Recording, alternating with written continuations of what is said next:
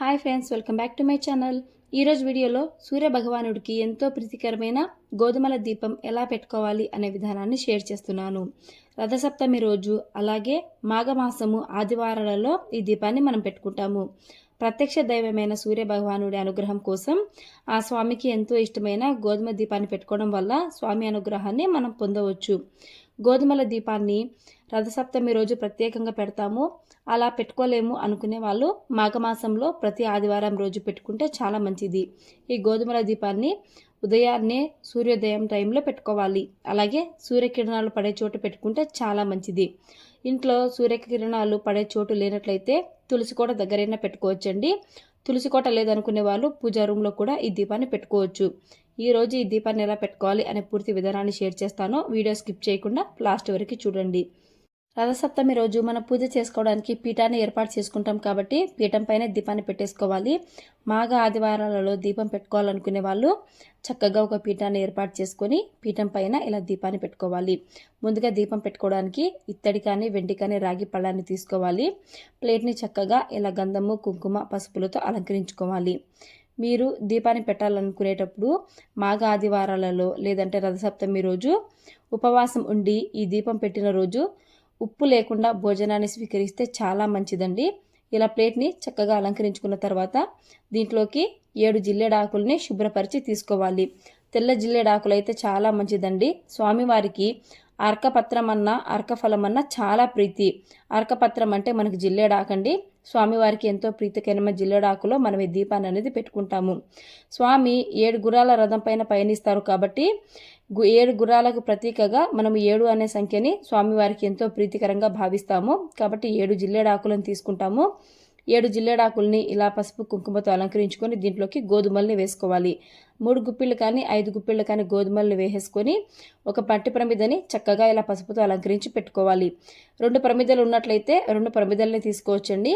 కింది పక్క 2 ప్రమిదలు లేవు అనుకున్నప్పుడు ఒక తమలపాకును కానీ జిల్లేడాకును కానీ పెట్టి దీపాన్ని పెట్టుకోవాలి.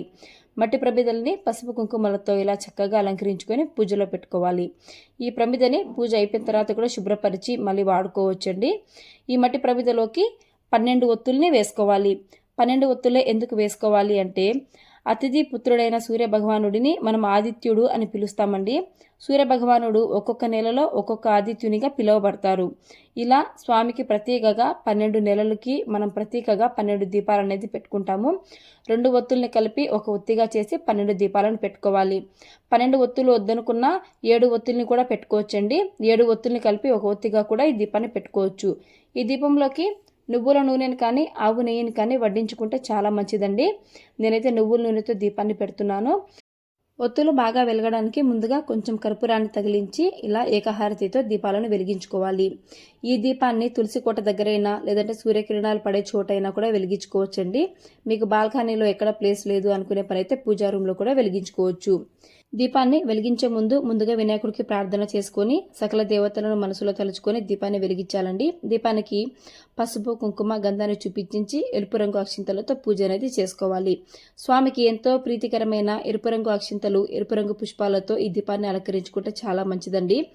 ఇలా రథసప్తమి రోజైనా మాఘ ఆదివారాల్లో అయినా గోధుమ దీపాన్ని పెట్టుకోవడం వలన ఇంట్లో అనారోగ్య సమస్యలు ఉన్నా ఎవరన్నా దీర్ఘకాలికంగా అనారోగ్యంతో బాధపడుతున్నా వారికి ఆరోగ్య సమస్యలు అనేవి తగ్గుతాయి. గోధుమ దీపాన్ని సంకల్పంగా చెప్పుకొని 3 వారాలు 5 వారాలు కూడా వెలిగించుకోవచ్చండి. ఇలా గోధుమ దీపాన్ని వెలిగించుకున్నప్పుడు ఆ రోజు ఉపవాసం ఉండి అలాగే ఉప్పు లేకుండా ఆహారాన్ని భుజిస్తే చాలా మంచిది. గోధుమ దీపాన్ని వీలు కుదిరితే సంకల్పం చెప్పుకొని వెలిగించుకోండి. ఇలా 5 వారాలు 7 వారాలు చేయలేమనుకున్నప్పుడు రథసప్తమి రోజు ఒక్కరోజైనా సరే అండి ఈ దీపాన్ని వెలిగించుకోండి. దీపము కొండెక్కిన తర్వాత ఈ గోధుమలని ఆవుకి కానీ పక్షులకు కానీ పెట్టేయొచ్చండి. లేదంటే గోధుమ గడ్డిని పెంచి ఆవుకి ఆ గడ్డిని కూడా తినిపించేయచ్చు. ఈ విధంగా గోధుమ దీపాన్ని వెలిగించుకోవడం వల్ల మన ఇంట్లో ఉండే అనారోగ్య సమస్యలన్నీ తొలగిపోతాయండి. నా వీడియో మీకు నచ్చినట్లయితే యూస్ఫుల్ అనిపిస్తే ప్లీజ్ లైక్ చేయండి. అలాగే మీ ఫ్రెండ్స్ అండ్ ఫ్యామిలీ మెంబర్స్కి షేర్ చేయండి. ఇలాంటి మరిన్ని వీడియోస్ కోసం ఇట్స్ మై ఫ్లేవర్ ఛానల్ని సబ్స్క్రైబ్ చేసుకోండి. Thanks for watching.